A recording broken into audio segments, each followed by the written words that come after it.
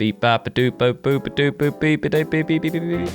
Hello all of you little demons, Jules here for WhatCulture.com, back again with another episode of the awesomely named and awfully hosted Choose Your Own Adventure, the weekly medieval themed format where I, the crown jewels of WhatCulture.com, take a list chosen by you. Yes, you, the person who is considering whether or not they should go to the gym for that extra session. Do it, my friend. You will be so happy that you achieved something today. Big love to you and keep at it. Yes, you get to decide what list I dole out to you each and every week. And this week we have none others to thank than, I should have probably got their name up, Photoman89 for their suggestion of the best escort missions. Now, I won't lie, I've applied a bit of YouTube trickery to this one because, you see, I read the first part of your sentence which said that everybody hates escort missions, and you know what? You are bloody right. So it got me thinking, what are video game examples that are the worst missions done right? So we're going to be celebrating the worst, the most terrible of tropes here today on Choose Your Own Adventure. So I hope that you'll forgive me, my liege, my liege. So with that in mind, let's take a look at them. I'm Jules, this is WhatCulture.com, and these are 8 of the worst video game missions done right. Number 8. Escort missions, ICO. Now let's face it, when you read the title of this list, you probably thought that escort missions would be rightly held over the fire, as when it comes to things that players can't stand, it's dropping weapons and holding hands with a brain-dead AI that needs their trousers changed every time that a firefight breaks out and they promptly cack themselves. And you would be correct, my friend. I mean, hell, it was even in Photoman89's suggestion in the first place, so I had to include it, and nobody enjoys becoming a glorified babysitter. I mean, we're meant to be the hero of the realm, not looking after some idiot over here. I've got enough responsibilities that I try and run away from in my real life, so why would I want to do it here in a video game? However, sometimes developers actually consider that maybe, just maybe, guiding a character with the life preservation skills of a dog that gets turned on by chewing electrical cables isn't that fun at all. And so does a Wizard of Oz trick and pours a brain into their slot bucket head, making for escort missions that are, dare I say it, fun. And in some rare cases, an escort mission can be the entire game and still be a blast, which is the rare position that ICO finds itself in, as here the name of the game is keeping Yorda alive at any cost, yet never feels like you're trying to herd your younger sibling through the sweet and toy aisle. As here, while Yorda is still vulnerable to kidnapping attempts, she can't be killed by other elements, meaning that she rarely gets in the way, and any moment where she needs to be saved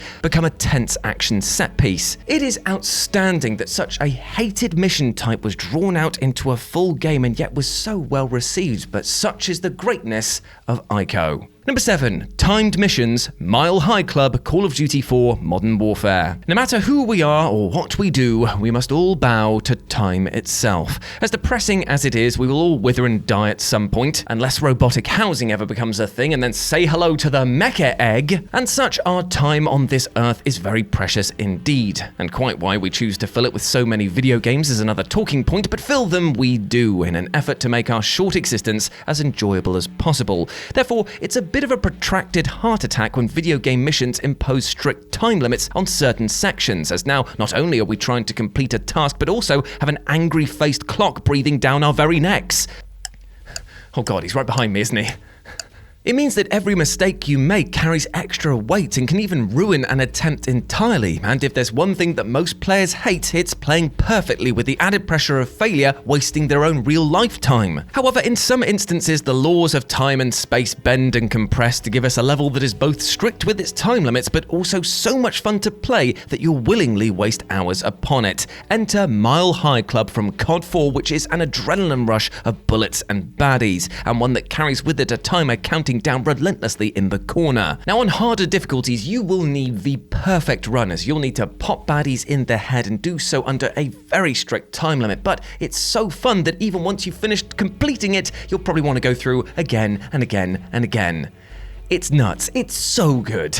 Number 6. Real life work. No More Heroes. Now, there are very few people who will wake up each morning, rub the sleep from their eye, and clock into the 9 to 5 with a smile on their face. There's just something about that heady brand of capitalism that grinds the soul down to a nub and will leave you feeling all juiced out. And that's where video games come in, to salve the relentless burn of outside demands, and a place where you can escape your woes, or at least lessen them for a while, and have a bloody good time doing so. Has your manager been a pain in the ass? Well, why don't we smash the face off this boss boss instead? Has working in Primark reminded you that it is an actual hellmouth? Or don't worry, mate, play some Peggle instead. There is enough video games to go around. Let's all get in. The water's fine. A bit bubbly in places though. Jacuzzi's not on, so who's doing that? So of course, when video games throw up scenarios in which our heroes must perform menial tasks, there's nothing worse than having reality come crashing through the wall and then demand that you pay for said wall. Grand Theft Auto 5, for example, had you moving shipping containers, which was precisely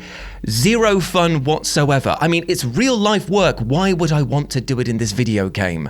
However, real life work actually is a bit of a joy in No More Heroes. Because here you'll be mowing lawns, collecting coconuts, and picking up trash. And you know what? It absolutely sucks, but it's the absolute best. Are you confused? Well, let me explain. You see, that's the point of these challenges, that they absolutely stink, but it's a meta-commentary on what the player is prepared to put up with in order to take part in the murder mayhem missions that the game is known for. Are you willing to sift through literal garbage for a chance to kill someone? Yes? Well, if so, maybe you should be asking yourself why. Now, doing a mission right here doesn't mean that they made the mission fun. What they did was they just added a delicious layer of subtext, and that is just as good. Number 5, tailing missions. TimeSplitters 2. Now, usually tailing missions are usually the absolute swampy pits of gaming. I mean, who wants to put the brakes on the fun for a bit and just sit there going, oh, I love staring at the back of that lad's head. Fantastic. Oh, he's gone around a corner. Better rush up, but not too much because I've just gone into the back of him and fantastic.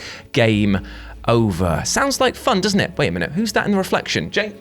And then just cut to you like sneaking up behind me like little PNG. Hey everybody, I've killed Jules, so I'm going to be doing this entry. Tailing, number 5, tailing missions, TimeSplitters 2. In a game that lets you pilot a monkey throwing bricks around a Chinese restaurant, smashing faces and plates, you'd not likely think of the word subtlety when looking at the glorious monument of fun that is TimeSplitters 2. And yet, beneath its insanely well-crafted veneer is a gold-toothed grin of a tailing mission. Now, as everyone who's played an Assassin's Creed game will be able to tell you, tailing missions suck swampy grundle, and you know what? They're right. Walking behind people who take an inordinately long time to head to the secret meeting location absolutely sucks, as does tailing a car from so far back that you lose sight of them the moment they turn the corner, and then, when you catch up to them, the mission fails because you caught up to them too close, and then chaos, absolute chaos. Yet, there are a few out there, and I mean very, very few, that actually deliver the goods, and one of these exemplary examples can be found in TimeSplitters 2's Neo Tokyo level. Here the player is tasked with following a cyber hacker through the busy dystopian streets and down into a secret lair. Making matters tenser is that you not only need to avoid being spotted by the hacker, but by the numerous security cameras and floating police cars dotted throughout the level. Thankfully, you have your trusty scanner and a ton of objects to hide behind, and the close calls and outstanding setting just hit that sweet spot of tension and fun. Plus, if you hate this mission's requirements, you can always just rush ahead of the hacker and instead go directly to the lair, which would bypass the entirety of the tailing, meaning it also becomes a great tailing mission by removing the tailing entirely. And there you go, Jules, back to you. Number 4, surprise genre shift. House of Woo, True Crime Streets of LA. Now, to call the House of Woo mission from the underrated and admittedly very unpolished sandbox titled True Crime Streets of LA a slight departure from the norm is like saying that Cannibal Holocaust isn't exactly the best film for a kid's birthday party, in that it is quite the understatement. Throughout 99.9% of this game, you're embroiled in a gritty and action-packed world where one-liners fly as quickly as the bullets and where you could build a mansion out of the bodies that pile up on your quest for revenge. And yet, in that 0.1%, the game goes absolutely insane. Now, in most video games, a sudden genre shift often comes at the expense of the player's enjoyment, as they are either unprepared or the game unequipped to deal with this radical departure from the norm. Now, if handled incorrectly, you can end up with something like the racing section from Mafia that just sticks in the craw of players for years after, to the point that for some it's all they remember about that bloody game. However, House of Woo is different, and by that I mean that instead of fighting crime, here you're fighting zombies, you're fighting demons, you're fighting floating skulls that are made out of fire, and the level culminates in a boss battle against a bloody dragon. Memorable isn't even the word to describe it. This is a game that takes a huge gamble and it pays off with dividends, because you will find it impossible to exit this experience without without grinning ear to ear. Number 3, forced stealth. Mr. Freeze fight, Batman Arkham City. Now there's nothing quite as jarring as a video game suddenly putting on the brakes and saying, oh, sorry mate, you got spotted, so now instead of that triggering a battle, it's an instant game over. Cool, glad I brought chips and dips to this party of sadness. And yet, for some unknown reason, developers love to place this weight around the necks of players and lead them face first through the horse stables after laxative heyday, constantly ruining their good times with ham-fisted stealth sections. And worst of all is that they often crop up out of nowhere and in games that are severely lacking in mechanics to make these moments enjoyable or downright functional. It's such a shame as well, because it's missions like this that actively ruin the wider perception of stealth games as a whole. As who would want to buy into an experience that is 100% stealth when sections like these are delivered with such lack of care? Thankfully though, Batman Arkham City is here to show others how such an approach to forced stealth can be fun, tense, and definitely engaging, which it does through the boss battle against Mr. Freeze. Now I know that some players will approach the Arkham games with a lot more fists than they do stealth, but going toe-to-toe with Senor Fridge over here is likely to leave you with a frostbitten arse, because he's gonna kick your ass back to the Ice Age. As Freeze learns your patterns of attack, you need to vary up your angles and methods in order to take him down, and a lot of these require on-the-fly stealthing. Darting behind him, popping up from grates, swinging from the rafters, you'll need to be on your toes and out of sight if you want to beat this baddie. And thanks to this being so utterly refreshing, it makes what is a forced stealth section feel entirely up to the player in how to approach things. Number 2, hold the line. Halo Reach. Watch out, fellow meatbags! There's enemies approaching over yonder hill. We better stay put and just shoot them in increasing waves of difficulty until help arrives. That sounds fun, right? Jeepers H Creepers. Does that sound like a laugh riot or what? Because who'd want to go on and explore alien worlds or experience new and different styles of gameplay when we can just stand around in a fixed area and shoot things that come over the horizon? The Hold the Line mission is so easy to get wrong and can smack of lazy level design when developers just basically go, right, you stay in here, and what we're going to do is just going to push waves of brain-dead enemies upon you, and you're just going to be standing there like, yep, cool, they're in the same spawn points they were before. This is fun. This is fun. Oh, the helicopter's here. Cool. Ooh, that was a hard workout. I just want to say that if I saw a mountain of my former colleagues' bodies by a doorway, I'd not exactly be that keen to enter the room in a hurry. And yet, if given the right setting, the right motivations, and delivered in the right way, a Hold the Line mission can be something truly special. I mean, just take the closing moments of Halo Reach, which managed to distill every shred of emotion from its closing moments and give the player one kick-ass send-off. Here, the final Spartan on Reach is left to fend off the Covenant Horde, and your only goal, as highlighted on your HUD, is to survive.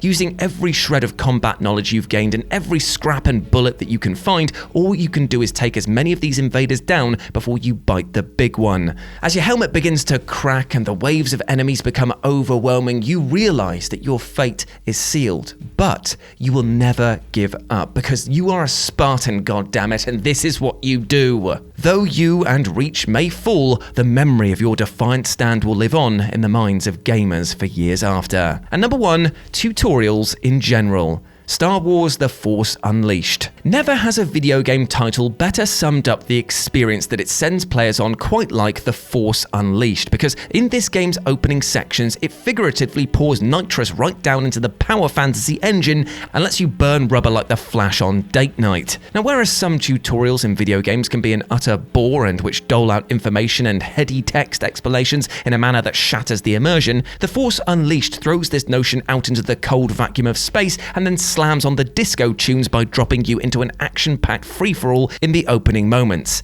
Here you are piloting the big leather-wrapped burnt bacon man himself, Darth Vader. Now, as Darth, you have every single power that you will get access to in this game, and you can use them willy-nilly to just send Wookiees off into space Team Rocket style. It is an absolute joy, a cathartic, chaotic run of pure violence. As you walk through laser fire with relative impunity, you will feel every bit like the overpowered Sith Lord that the films make him out to be, and it makes the inevitable stripping back and relearning of these powers as Starkiller something to actively look forward to. It teaches you not only how to use these powers early doors, but why you should keep playing to relearn them and use them again. It is edutainment in its finest form. And there we go, my friends. That was 8 of the worst video game missions done right. I hope that you enjoyed that, and please let me know what you thought about it down in the comment section below, as well as all of your suggestions for next week's episodes. I will read them, I will look over them, I will pore through them, and I will select the best to feast on. But if you want to chat to me in the meantime, then you can do so by going over to Dooku. Is that Count Dooku? Am I thinking of Count Dooku? Well, you can do so by going over to Instagram. I'm not advertising Twitter, obviously, at the moment, where it's at RetroJ, but the O is a 0. Hope to see you over there, and you can check out all of my silly Warhammer models that I paint for my other channel, Live and Let's Dice. Before I go, I just want to say one thing. Today we spoke about the worst video games done right, about improving on a situation that maybe wasn't the best to begin with, and that is what I urge all of you to do today. And you can start by doing this with a little bit of reappraising your situation, taking a step back and taking a look at things with fresh eyes, seeing where your energy is best spent, and also seeing where you might sometimes need to ask for help, and there is no shame in that. Let's turn the wrong mission into the right goal, shall we? Big love to you, my friend, and I hope that you're smashing it, whatever it is you're getting up to today. As always, I've been Jules. You have been awesome. Never forget that, and I'll speak to you soon. Bye.